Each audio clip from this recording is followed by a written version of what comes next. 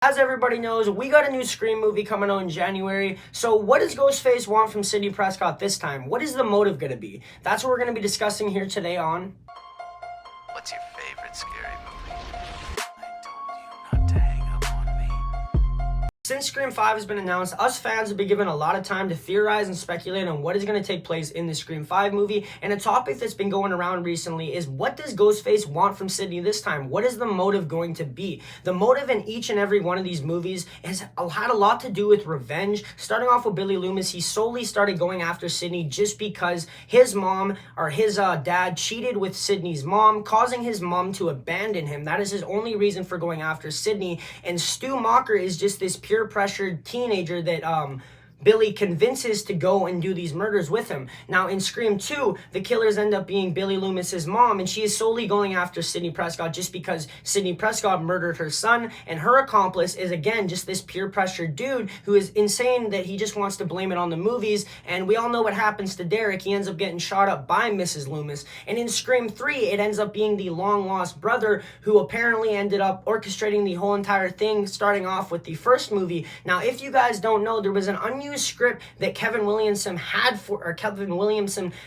this Scream 3 movie, and that was going to be that Stu Macher was actually going to be alive. He was going to be in jail, and he was going to be orchestrating a bunch of murders from inside the jail. There was going to be a cult of people from this horror group in Woodsboro that are a fan of these stab movies, and essentially what these people were going to be doing is somehow they would have contact with Stu Macher, and they would be killing for him. These are these cult of kids that are in this fan club for these stab movies, and they're just completely obsessed with this whole story surrounding Sidney Prescott. So they start killing for Stu Macher. Stu ends up escaping. The end scene would have been this crazy thing where after Ghostface kills a bunch of people in the house, all the people end up getting up and they were never really dead, and it gets revealed that there was a whole cult following behind the whole thing, and Stu actually is alive. Now that is something, because of that, a lot of fans have been speculating on whether Stu's going to come back for Scream 5 or whether they're actually going to implement some of this script from Scream 3 into the new movie. Now, Kevin Williamson couldn't let go of the idea of a cult of serial killers that are killing for this one primary serial killer. He actually implemented all of this into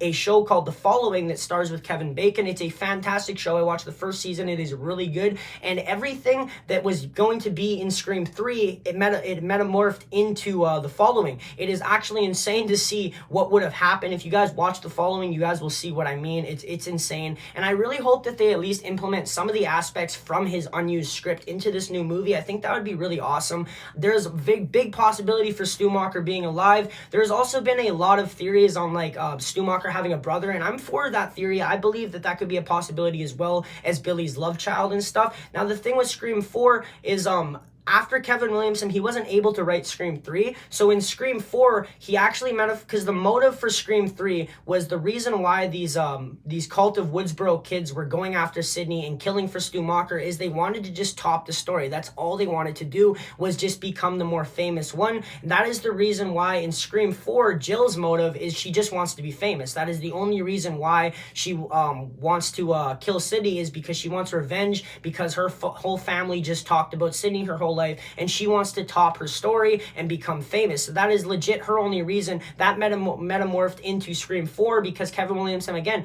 couldn't let go of these motives and these plots. And I just really hope that Kevin Williamson at least has a chance to at least put this script, into work. I know that I know it would be awesome to see a cult of serial killers. I think it would be really interesting to see Stu Macher come back, and I think it is a big possibility that he could return, or at least they would have his brother in it, or Stu Macher's in jail, or some sort of thing like that, just because, again, he was supposed to come back in Scream 3. Out of every person that has been killed off in the Scream franchise, every killer, Stu Macher has the most unclear death. Getting a TV thrown on your face, that would hurt, you could die from it, but there is the potential that you could survive, and I think it would be really interesting to see Stu Macher with a really scarred up face from the TV falling on him, or something along the lines of that. There's been a lot of theories of Judy Hicks having this love child with Billy Loomis, and that's going to turn out to be Wes Hicks or something. I kind of think that is a little too, I think it's a possibility that Judy and Billy Loomis had this sort of love child, but it being Wes Hicks, I don't think that would be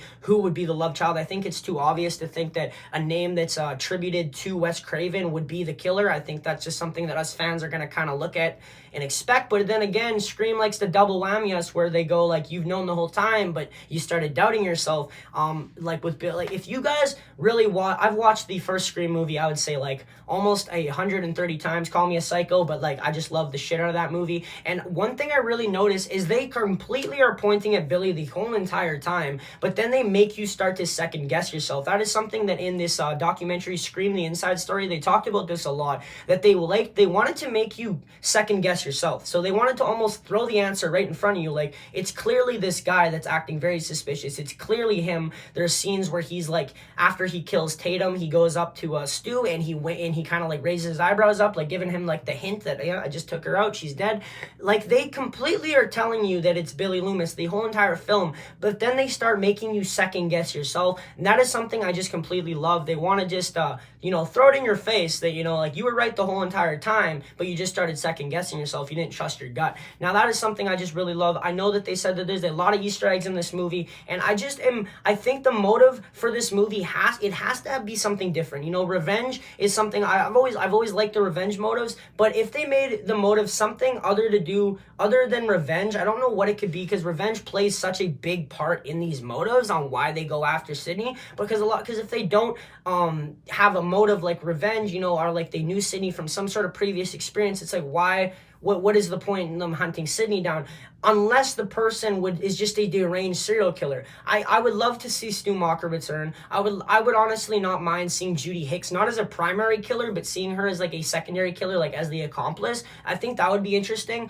I do not want to see Sidney turn out to be a killer. I don't want to see Sidney die. I'm kind of iffy on seeing Dewey die. I mean, I think that it would add a lot more emotion to this fifth film if he died, but it would piss too many fans off, so I don't think they're going to kill Dewey, nor make Dewey the killer. I know a lot of people have been speculating on if Dewey might be a killer, because there was theories going around that he was a secret killer, just all the way back from Scream 2, I think, or Scream 3. He gets stabbed, he gets fucked up in almost every single one of these films, but somehow every place that he gets stabbed is in a spot where he's not going to die, he doesn't lose too much blood. So a lot of people came up with a lot of theories, so who knows if the writers are looking at that and they want to like play parts into that. But we're not idiots, like, we're really smart, and they're claiming that like they want this movie has a lot of twists and a lot of turns, and you're never gonna see it coming. So I guess we're just gonna have to see. I want to hear your thoughts and theories down below, because there's a lot of good theories and speculations coming out. What do you guys think about the Stu Macher brothers situation? Do you guys believe in that scenario coming into play? Do you believe that Judy Hicks could be a potential killer, or at least some sort of big plot,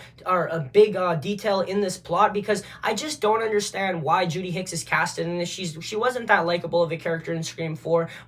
She was only in Scream 4. She's not like she's a legacy character. So why are they adding her in Scream 5? They both have the name Hicks, with Wes Hicks and Judy Hicks. Maybe that's a reason. But other than that, I can't see another reason of why they would have casted her in it, unless she's going to play at least a decent big part in the film. But that is all the discussion that we have for you guys today. If you guys want to subscribe to me, I'd really appreciate that. If you guys hit that subscribe button, make sure you guys follow me on Twitter, follow me on Instagram, and make sure you guys like this video. Every subscription and like helps a ton. I can start making a bunch of awesome horror content just like this. Make sure you guys go and follow me on Discord. If you guys follow the Discord page right here, we do horror nights every Wednesdays and Fridays or Saturdays. I can't remember. It's in the description. Click on the link. It's free to join. You guys don't gotta like pay for nothing. I don't know. Sometimes you do. I'm not sure. But click the link, join the Discord. And yeah, if you guys want to join the horror movie night, stay tuned in my TikTok. I post a lot of information about that. On my Twitter, the more I get follows, I'm probably going to start posting more on Twitter. But again, that is all the information I have for you guys today. Until next time, stay bloody. Peace.